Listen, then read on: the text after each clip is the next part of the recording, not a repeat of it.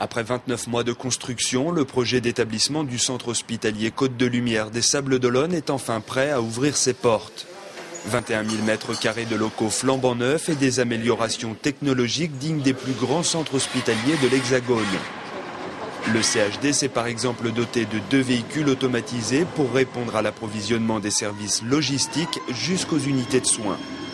2 automates programmés, guidés par des réflecteurs fixés au mur, prévus pour améliorer les conditions de travail du personnel hospitalier. Ces 2 automates vont transporter automatiquement toutes les charges, déchets de soins à risque infectieux, ordures ménagères, médicaments, dispositifs médicaux, linge propre, évacuation également du linge sale, et qui vont remplacer effectivement tout transport humain entre les plateaux logistiques du centre hospitalier et les unités de soins. Ils vont pouvoir donc codifier le numéro du laboratoire ici par un numéro à 4 chiffres. Autre équipement innovant, un système de transport automatisé pour les charges légères par réseau pneumatique. On va l'ouvrir comme ça et on va pouvoir récupérer donc son produit. Donc, je vais vous présenter une chambre d'hospitalisation. 176 lits et places court séjour, 40 lits de soins de suite et de réadaptation, des chambres ergonomiques, des conditions de confort hôtelier de qualité.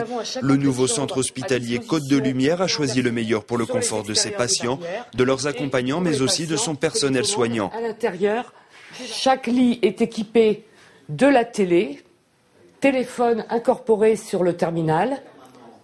Et pour le soignant, possibilité à l'aide d'une carte professionnelle de s'identifier et d'avoir accès au dossier patient. Et pour casser le cliché des hôpitaux où la couleur blanche prédomine sur tous les murs, le CHCL a lui opté pour la couleur.